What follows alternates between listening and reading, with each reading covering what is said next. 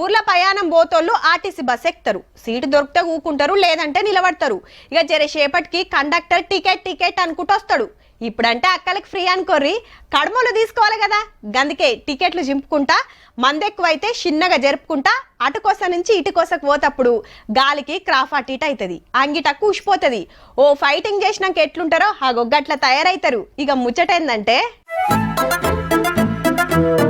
డ్రైవర్లు కండక్టర్లంతా డ్యూటీకి పోకుండా అద్దంలో చూసుకుంటా మురుస్తుండ్రు ఏందంటారేమో. డ్యూటీకి పోతానికే వాళ్ళు అద్దం ముంగడికి వచ్చిండ్రు. ఆగో ఒకలేనుకొకరు రావాలి, టక్కు కిక్కు మంచిగా ఉన్నదా లేదా, క్రాఫ్ అటు ఇటు అయిందా మంచిగుందా చూసుకోవాలి, కరెక్ట్ చేసుకోవాలి, అప్పుడు పోయి బస్ ఎక్కాలి. వరంగల్ ఆర్టీసీలు పెట్టిన నేను ఎలా ఉన్నాననే కార్యం పుణ్యమే ఇదంతా. మునుపు ఎట్లాంటి అట్లా వచ్చి డ్యూటీలకు పోతోళ్ళు క్రమశిక్షణతో ఉండాలి, డ్రెస్సింగ్ మంచిగా ఉండాలని ఉపాయం చేసిండ్రు అన్నట్టు. డ్రైవర్లు కండక్టర్లే కాదు, ఆర్టీసీలో పనిచేస్తూ అందరిదే కథ. పొద్దుగల రాగానే అద్దం ముంగట నిలబడాలి, నేను ఎట్లున్నా అని చూసుకోవాలి, డ్యూటీకి ఎక్కాలి. అక్కలు సుత అంతే. డిపోలు బస్ స్టాండ్లలో పెద్ద పెద్ద అద్దాలు పెట్టించిర్రు మంచిగా.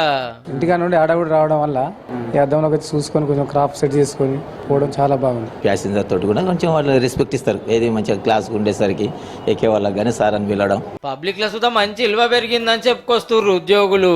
గిసోంటికి అయితే అన్ని డిపోలు చేస్తే బాగుంటదేమో, జర చూడురి సార్లు.